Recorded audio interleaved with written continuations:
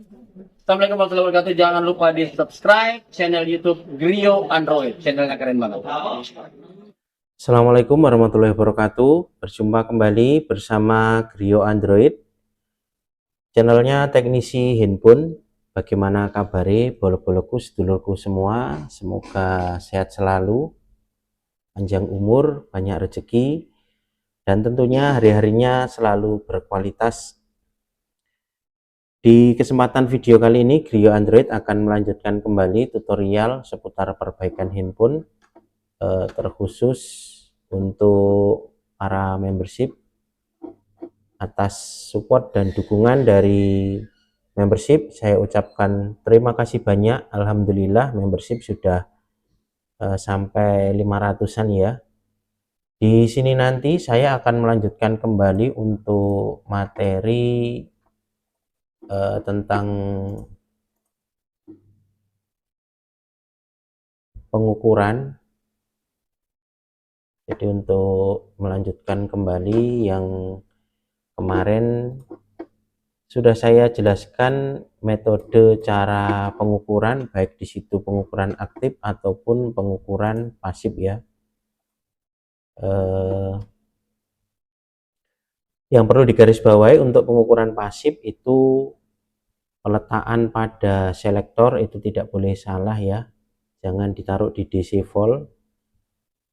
Kemudian kalau menggunakan I2C itu pilihan pada modenya itu jangan DC volt ya. Kalau di multitester yang biasa, Sanwa, Sansen, Flux atau yang lain itu simbolnya dioda. Kemudian untuk pengukuran pasif itu tidak boleh ada listrik ya, baik mode charger ataupun yang pakai baterai power supply, berbeda dengan pengukuran aktif. Sebentar saya ganti mouse-nya dulu ya, karena ini agak macet-macet, kurang nyaman saya stop dulu videonya.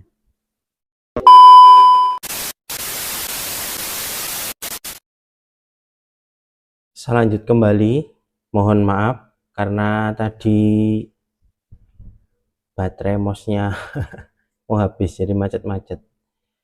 Saya lanjutkan kembali. Jadi untuk poinnya pengukuran pasif itu pilihan di selektor dan peletakan kabel prop itu jangan salah ya. Kemudian untuk pengukuran aktif, selektor ditaruh di DC volt dan peletakannya sesuai warna. Untuk titik pengukuran tetap warna merah, hitam di grounding seperti itu ya. Sebelum saya lanjut, di sini nanti akan saya lanjutkan kembali di pengukuran pada charger ya. Di charger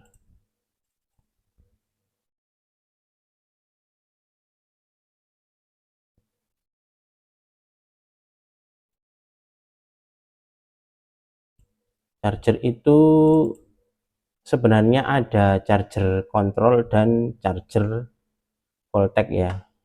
Sebelum saya lanjut, sedikit saya menjawab pertanyaan dari kawan kita membership yang menanyakan tentang F64 cara untuk patch CID ya. Di sini saya jelaskan secara cepat saja.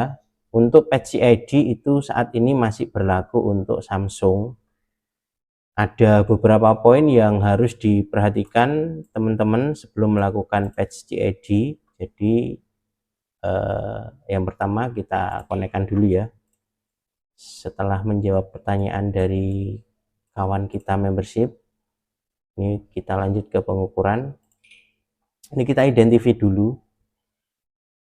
Bagi teman-teman yang menanyakan fungsi patch CID itu untuk apa, nanti silahkan cari di video yang pembahasan tentang MMC chipset MediaTek ya. Nanti silahkan di scroll video saya. Termasuk salah satu syarat, walaupun itu tidak mutlak, tapi pada umumnya seperti itu. Untuk pemilihan produk ID ini harus sesuai dengan yang diminta preloader. Jadi setelah kita melakukan identifikasi nanti akan ada namanya ini ya, apa, manufaktur, atau teman-teman bisa lihat di bagian kanan atas yang ini. Nah, CID itu bisa dirubah. Misalnya kita tidak mempunyai IC seri yang diminta si handphone, misalnya nggarap seri handphone MediaTek Y16 atau Y03, Y04 dan lain-lain. Ternyata tidak punya IC yang sama, makanya harus melakukan patch CID seperti itu ya. Kalau di F64 itu letaknya ada di bagian, teman-teman bisa ke bagian ini ya, diagnostik tool ya, yang gambar ini ya, nomor 1, 2, 3, nomor 4 ya, yang ini ya, yang saya tunjuk kursor. Kemudian masuk ke tab MTK. Nah, ini untuk melihat support preload yang nantinya kita gunakan melakukan patching. Tapi sebelum melakukan patch CID, teman-teman yang perlu diperhatikan adalah di bagian JEDC atau di bagian JDEC-nya. Teman-teman harus pahami yang namanya manufaktur MID ya, manufaktur ID yang ini. Letaknya di JDEC yang ini saya tunjuk kursor. Untuk manufaktur ini Samsung 0X15, ingat-ingat ya, 0X15. Jadi ketika nanti sudah dirubah ke MMC dengan produk name selain Samsung, itu nanti teman-teman cukup merubah manufaktur ID-nya ketika mau mengembalikan ke aslinya. Ini saya contohkan, ini diingat-ingat ya, 015 ini ya. Pindah ke tab diagnostic tool, kemudian cek preload support, ini diklik. Nah, ini misalnya contoh Y16. Nah, ini kita pilih.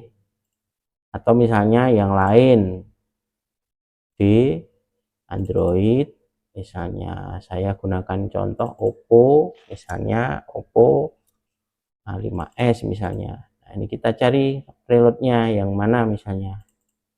Nih ya, setiap file flash pasti ada kalau MediaTek, tinggal di open. Kita pilih ke tab main ya, nanti akan ditunjukkan. Nah, ini adalah support yang diminta si handphone. Jadi ketika nanti flashing pakai IC F2X2MB ini misalnya tidak support, kemudian supaya support itu ya pemilihannya lihat dulu preload ID-nya, kemudian di copy yang namanya CID serialnya. Misalnya kita mau rubah ke Sky yang ini ya, kita copy misalnya yang nomor 3 atau yang nomor 2 lah. Nah, biar gampang ingatnya, HAG4A2. Jadi Jadi nanti setelah kita patch CID yang awalnya FN2X2MB akan berubah menjadi HAG4A2 yang ini ya. Caranya kita pindah lagi ke MMC setelah dipilih preloadnya, keluar serialnya, di copy. Setelah di copy kemudian pilih ke MMC yang ini, kemudian masuk ke bagian advanced yang ini ya, manufaktur ID 15, ingat-ingat ya. Kemudian kode yang kita copy ini, kita paste di sini. Nah, paste ini seperti ini ya, ini sudah dipaste. B87 sama ya, yang ini ya. Nah, nanti akan jadi Skyhenic dengan manufaktur ID-nya 90. Kemudian kita tulis Nah, kalau misalnya teman-teman ini mau diganti namanya sendiri juga bisa seperti itu ya. Tapi efeknya ketika MediaTek nanti dimintanya yang disebutkan di preload, kok kita rubah pakai nama asal ya, nanti ketika dilakukan flashing nanti ada informasi biasanya produk ID tidak ditemukan, mismatch seperti itu, error. Walaupun nanti ada beberapa tool yang bisa melewati atau men-skip pembacaan produk ID seperti itu. Kemudian kita klik yang ini, klik, kemudian kita yes,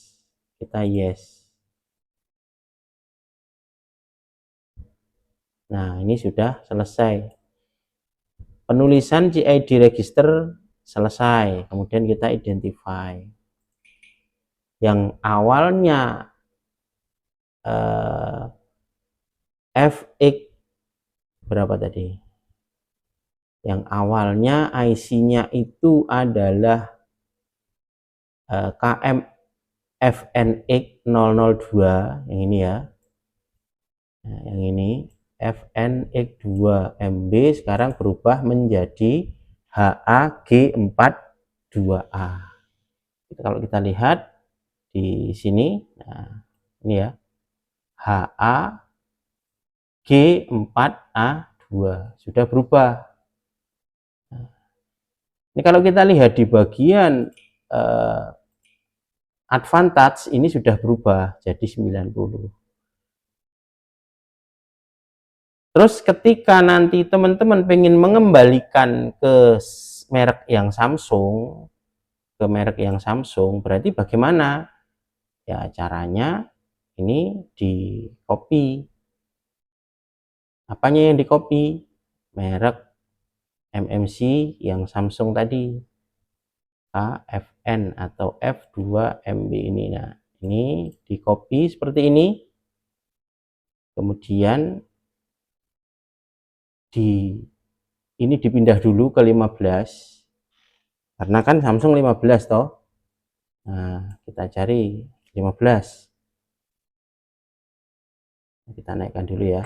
Nah, ini Samsung ketemu nomor 15. Kemudian produk name-nya kita rubah seperti ini, paste seperti ini ya. Nah, ini secara otomatis akan berubah. Nah, seperti ini ya. FNX2MB. Kemudian kita tulis lagi, kita tulis ulang seperti ini. Yes. Kita tunggu. Nah, gampang ya. Ini sudah selesai. Kemudian kita identify karena perintahnya suruh identify. Yang di sini otomatis akan berubah, yang tadi sky akan berubah menjadi, nah ini sudah kembali seperti aslinya. Sampai sini paham ya?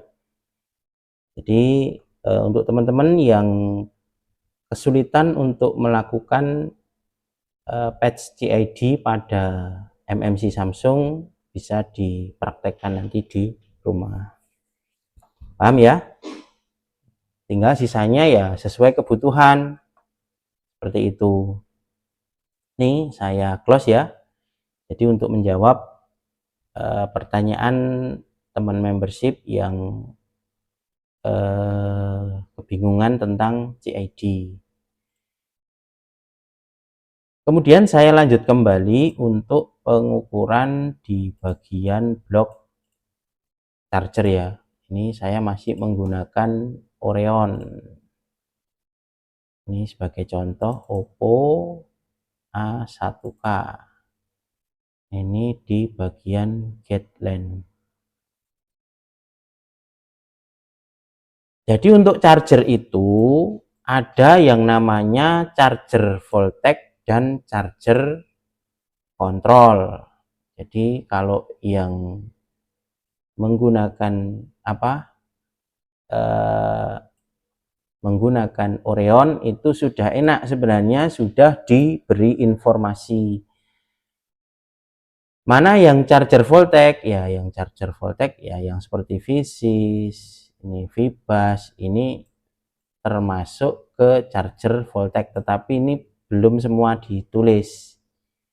Dan untuk charger kontrolnya ini ada GPIO, SDA5, SCR5 yang langsung lari ke sentral prosesor.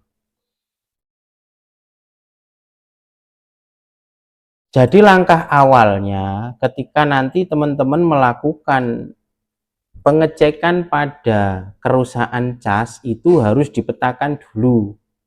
Pemetaannya berdasarkan keluhan, diingat-ingat.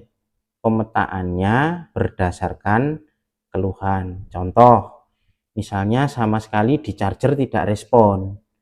Berarti yang wajib dicek ada di bagian charger apanya? Charger voltage-nya. Nah, charger voltage ini ya meliputi di bagian apa saja, tentu ya melewati sebuah inputan yang pertama itu kan konektor cas. Berarti konektor casnya diukur dulu, subbaud, cari yang 5 volt, ukur aktif tanpa memasang baterai. Gimana Mas ngukurnya? Ya ini kan di board itu ada biasanya ya. Ini ada enggak? Subbaud. Insya Allah tidak kesulitan lah ya, karena kalau Vibas itu kan pasti di antara dua kaki, kalau enggak kanan kiri, seperti itu ya. Jadi pastikan dulu inputan yang pertama yang dari konektor cas ini ada. Berapa besarnya? 5 volt. Kalau tidak keluar, berarti stepnya apa kan gitu. Ukur di konektor cas, kalau tidak keluar 5 volt berarti ya konektor casnya rusak. Seperti itu ya, gampang caranya. Tanpa baterai, colok cas, ukur 5 voltnya. Keluar nih 4,9 ya, itu toleransi, enggak apa-apa. Kemudian yang kedua, setelah Vibas kan keluarnya enggak respon sama sekali, berarti yang perlu dicek adalah di bagian Vibas. Tapi berbeda ketika nanti pemetaannya, keluhannya ada di bagian misalnya ini di cas kok posisi handphonenya mati, ada indikator, atau mungkin keluhan yang lain, ini di cas tidak ada indikator, tapi kok setelah saya cabut kok nambah. Nah, atau misalnya ini saya cas kok nanti temperaturnya high, temperaturnya low. Nah, itu berarti ada pemetaan yang perlu teman-teman pahami, karena itu bukan murni kerusakan dari voltage-nya, bukan dari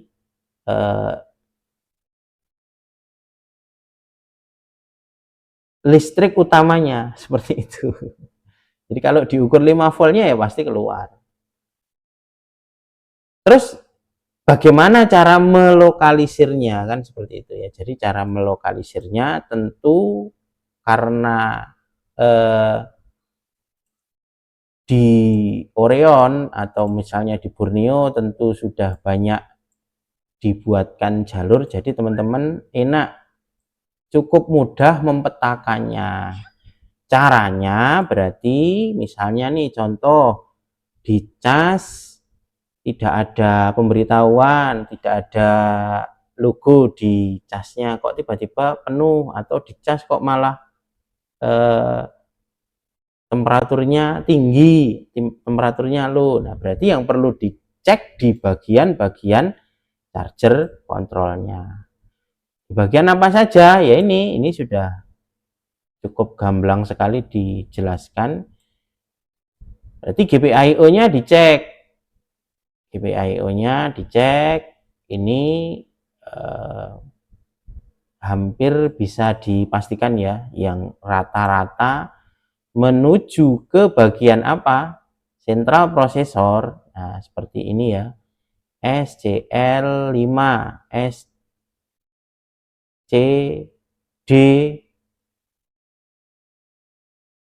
SCL SDA ini ya. Kok SCD. Ini salah ngetik ya. Jadi nanti kalau teman-teman lihat gambar yang tidak mengkoreksi, ya berarti itu ngambil gambar saya. Padahal saya gambarnya salah nulis maksudnya. Ini SDA. Jadi kalau SCL pasti sampingnya SDA. Ini bisa dipastikan 1,8 volt. Kemudian di GPIO ini juga lari ke sentral prosesor besarnya 1,8 volt. Jadi untuk teman-teman nanti apa saja yang harus diukur ya ini SCL, SDA, GPIO yang semua lari ke sentral prosesor ini nilai kurang lebih sebesar 1,8 volt. Begitu juga ke GPIO ini melewati sebuah resistor ya, berarti nanti dicek juga pakai skematik. Nah, kalau teman-teman pengen ngerti ini nih resistornya terpasang seri apa paralel ya, teman-teman harus buka skematik misalnya biar mantep ya. Jadi dibuka dulu skematiknya. Ini contoh, ini sudah saya taruh di luar biar mudah.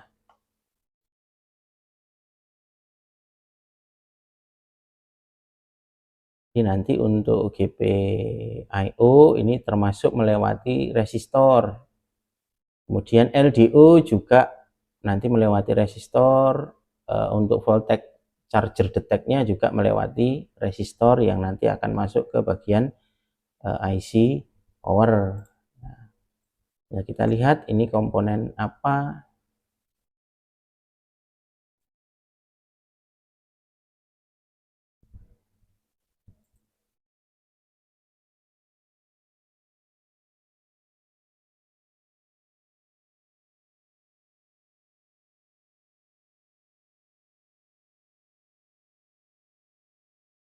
GPIO charger ini berarti di R2618 ini ya, yang saya tunjuk kursor ya. Kita ketik dulu pakai ini yang skematik biasa ya, pakai skematik biasa R2618. Di sini R2618.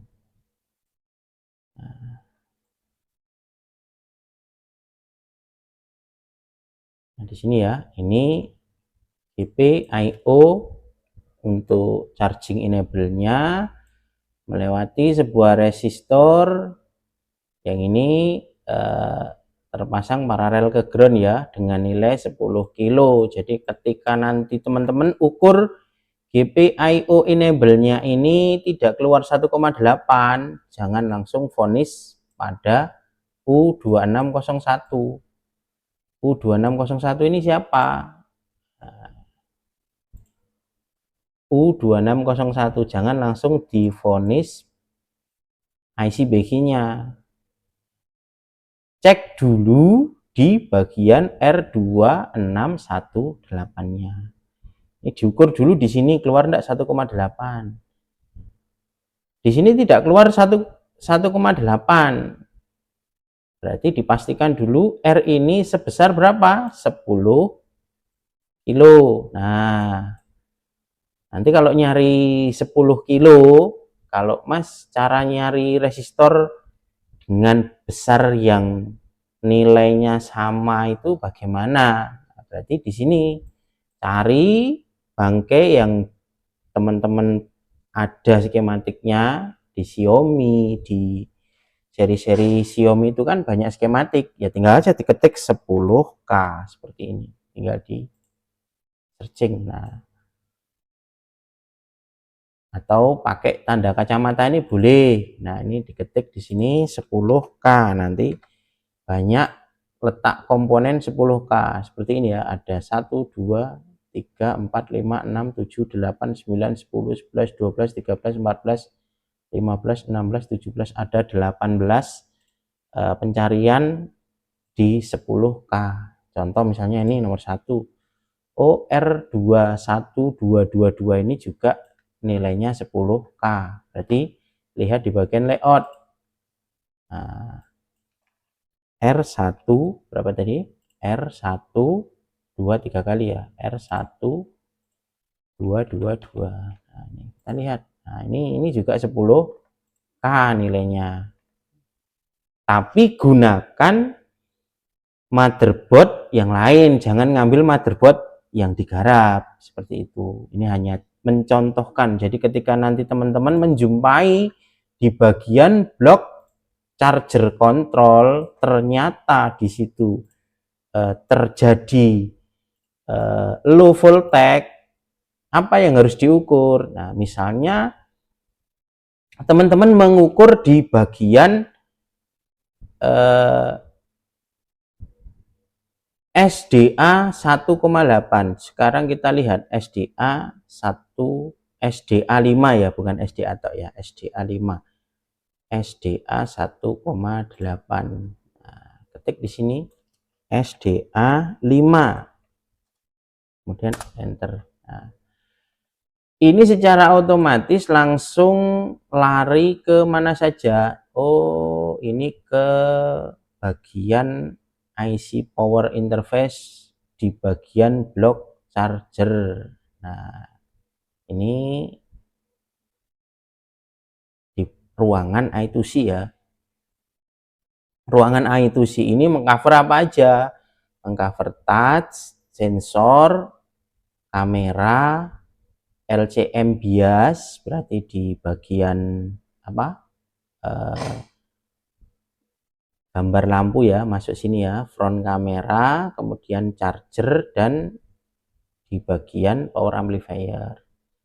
Cuman yang membedakan adalah angka-angkanya ini. Kalau di touchscreen berarti SCL 0, kalau di kamera berarti SCL 2, nah, misalnya di charger berarti SCL 5, seperti itu.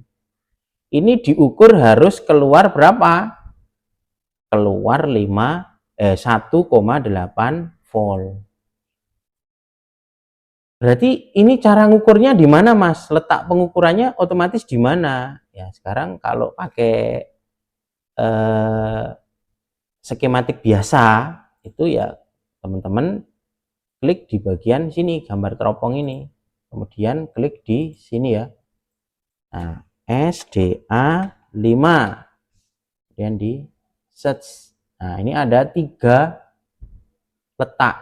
Kalau pakai yang kemarin punya Borneo itu kan enak. Misalnya kita cukup double klik sudah diarahkan berapa ruangan dia yang mengcover tegangan yang mau kita ukur, seperti itu kan.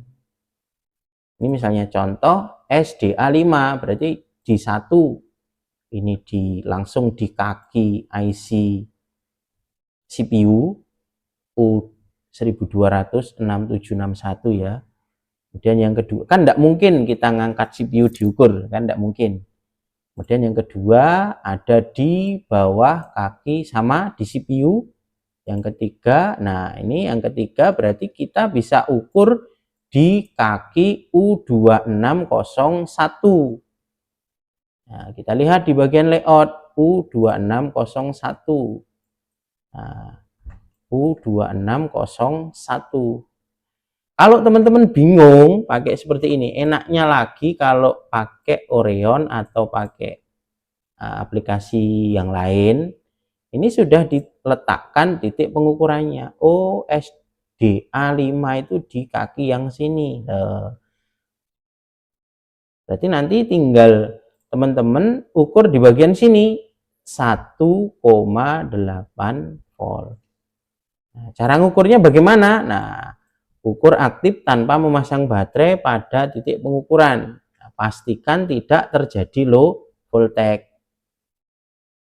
Nah, di sini diukur. Mas, ini kok keluar misalnya 0 sekian volt. Berarti siapa yang perlu disalahkan? Nah, seringnya sih kalau di jalur SDA SCL ini ya ada 2 potensi. Siapa yang perlu disalahkan? Nah, ada potensi di bagian pertama BHI, kemudian yang kedua isi sentral prosesor, seperti itu. Jadi ketika nanti teman-teman yakin saya sudah ganti BHI-nya mas, tapi saya ukur di bagian SDA 5-nya ini tetap tidak keluar 1,8 volt, berarti bisa disimpulkan sentral prosesornya ini yang bermasalah, seperti itu. Makanya efeknya nih, misalnya konsumen masuk, mas ini saya charger mas, posisi handphonenya mati itu tidak ada indikator mas, tapi kalau posisi handphonenya nyala ada indikatornya. Nah, seperti itu. Berarti yang dicek itu jangan hanya di bagian voltage-nya, tapi yang dicek ada di bagian apa? Kontrolnya. Seperti itu. Dan perlu diketahui kalau pemasangan BHI ini juga harus benar-benar presisi dan benar ya. Kalau nanti salah satu kaki ini tidak presisi, tidak benar ya, pasti fungsional di blok chargingnya juga bermasalah. Jadi untuk bisa mengkategorikan kerusakan cas itu di bagian apa, itu teman-teman berdasarkan dari keluhan. Kalau dicas langsung mati HP-nya, nah berarti teman-teman jangan langsung ukur di bagian kontrolnya, tapi diukur di bagian apa? Nah, ya voltage-nya. Tracking dari bawah, tracking dari konektor cas. Atau misalnya di cas tidak ada respon sama sekali, sama. Pertama diukur dulu bagian inputan pertama dari bebas dulu paling bawah, masuk enggak 5 voltnya, seperti itu. Ketika nanti Vibas ini sudah masuk 5 volt, dikelola oleh siapa? IC cas, nanti keluarnya jadi Vsys, seperti itu ya. Ini yang menjadikan handphone mati total. Ketika pemrosesan Vibas ini tidak sempurna, ya handphonenya tidak hidup. Maka ketika nanti teman-teman menjumpai handphone tidak bisa ngecas, saya ganti BHI kok tetap tidak hidup ya mas, ya pastikan masangnya bener ndak, nah IC-nya bagus ndak, seperti itu. Karena BHI ini sebagai jembatan pertama yang mengelola apa si Vibas. Sampai sini paham ya? Jadi nanti teman-teman ukur di bagian-bagian yang ditunjukkan dari aplikasi. Difahami keluhannya. Contoh misalnya ini di charger data. Ini pengkategoriannya itu kalau sebenarnya sih enaknya pakai Orion ini ya. Jadi blok voltage sudah disebutkan, blok data disebutkan, kemudian di bagian blok kontrol juga sudah disebutkan, ditunjukkan maksudnya. Jadi enak. Pertama voltage, oke, pasti keluar wong ada respon.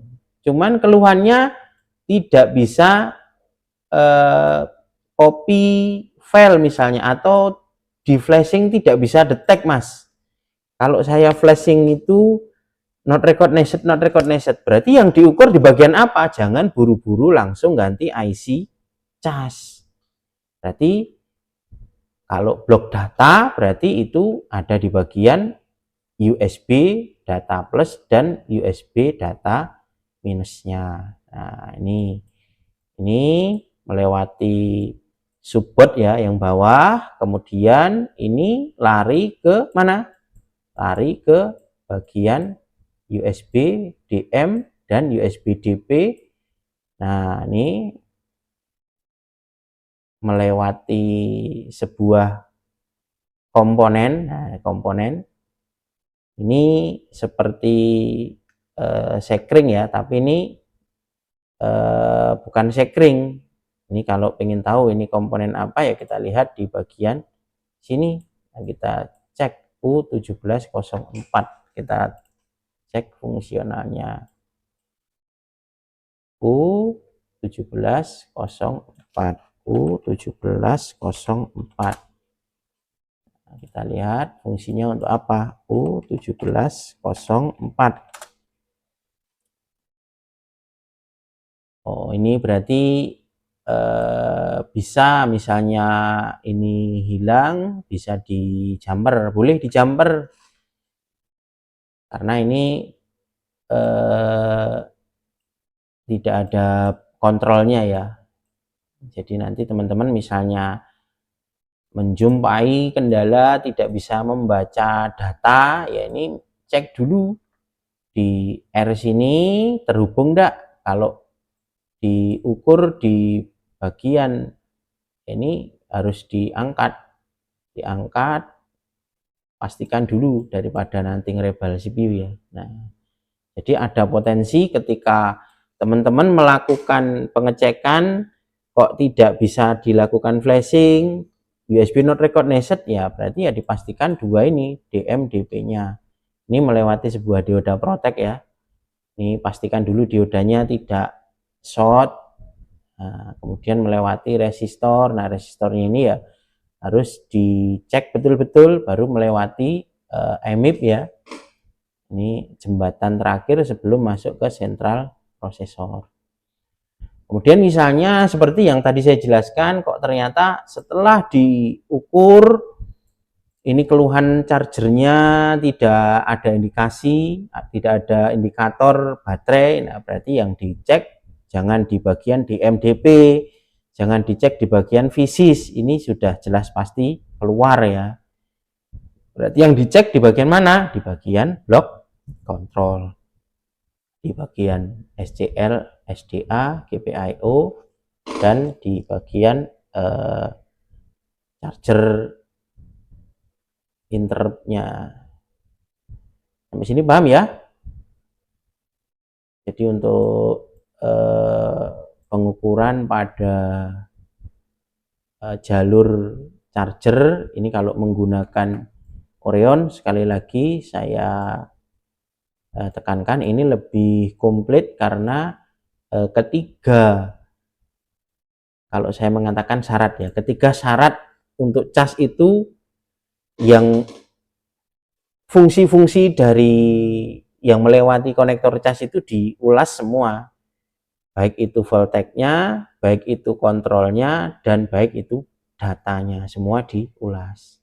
Enaknya seperti itu. Jadi tinggal nanti pengkategoriannya dikembalikan pada keluhannya. Misalnya keluhannya nanti sama sekali tidak tidak respon, ya berarti mulai dari voltage-nya, dari Vibus benar-benar di tracking. Kemudian kalau tidak menjumpai di cas kok nganar-nganar, tadi penuh, kurang, tadi ada, hilang, ada gambar petir, kadang enggak, ada persentase, kadang enggak. Nah, berarti di bagian blok-blok blok-blok kontrolnya diukur semua. Dan ini yang masuk ke sentral prosesor itu sebesar 1,8 volt, seperti itu ya. Oke, jadi untuk teman-teman yang nanti sekiranya ada kendala, ada kesulitan-kesulitan, silahkan tulis di kolom komentar. Insya Allah pembacaan dan pengkategorian insya Allah tidak begitu sulit ya, karena teman-teman sudah beberapa kali saya buatkan video tutorialnya, baik video yang di situ menggunakan pengukuran aktif ataupun menggunakan pengukuran pasif. Jadi step pertama, ukur dulu pengukuran pasif untuk memastikan kondisi rangkaiannya tidak putus jalur yang pertama. Kemudian yang kedua, setelah diukur pasif dan nilainya itu keluar, tapi kok fungsionalnya tidak berfungsi, berarti baru dilakukan pengukuran aktif. Pengukuran aktif ini ada beberapa metode. Ada yang memang membutuhkan cukup dicolok cas tanpa menekan tombol on off. Ada yang perlu dihidupkan posisi aktif, harus ditekan tombol on off, kondisi aktif, nilai voltage-nya tidak boleh ke 0 volt, Kemudian yang ketiga, ada yang benar-benar harus memfungsikan fungsinya. Seperti yang kemarin kita jelaskan ya, ada yang harus dibunyikan dulu loudspeakernya, baru dia menghasilkan nilai. Ada yang harus dibunyikan dulu mikrofonnya untuk merekam, baru nanti akan keluar nilai yang diminta.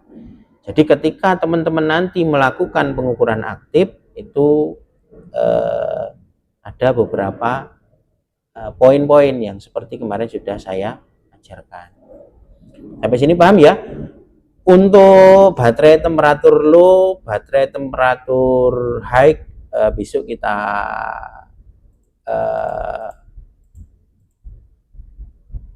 lanjut lagi ya, karena ini nanti kita ulangi.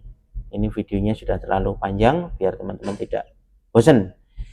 Tadi sudah dijelaskan ketika di charger tidak respon, atau ketika mau menggunakan flashing kok tidak bisa terbaca di komputer, atau misalnya mau transfer data pakai USB kok tidak terbaca di komputer, berarti blok apa yang diukur. Kemudian yang ketiga, dia tidak menunjukkan hasil dari IC backing-nya. Posisi hidup bisa dicas, posisi mati, presentasinya tidak hadir, atau sebaliknya. Jadi ada 3 pengkategorian, dan nanti saya lanjutkan kembali untuk metode pengukuran pada baterai identitas dan termistor suhu ya. Oke, sekiranya itu dulu. Jadi untuk bat ID dan termistor suhu nanti kita lanjut kembali di video berikutnya. Bila nanti ada yang perlu ditanyakan, silahkan tulis di kolom komentar. Dan maaf tadi ada sedikit tambahan tentang F64 karena ada sedikit urgensi dari kawan kita membership. Mungkin itu sekiranya. Bila ada yang perlu ditanyakan, silahkan tulis di kolom komentar. Poin-poin yang tadi saya jelaskan itu nanti berlaku di berbagai tipe handphone, berbagai macam brand ya. Jadi harus dicatat, karena sama saja metode pengukurannya. Intinya teman-teman harus bisa membedakan cara melakukan pengukuran pasif dan pengukuran aktif. Pengukuran aktif itu pun ada beberapa metode seperti itu. Sedikit dari saya akhiri. Wassalamualaikum warahmatullahi wabarakatuh. Assalamualaikum warahmatullahi wabarakatuh. Jangan lupa di subscribe channel YouTube Grio Android. Channelnya keren banget.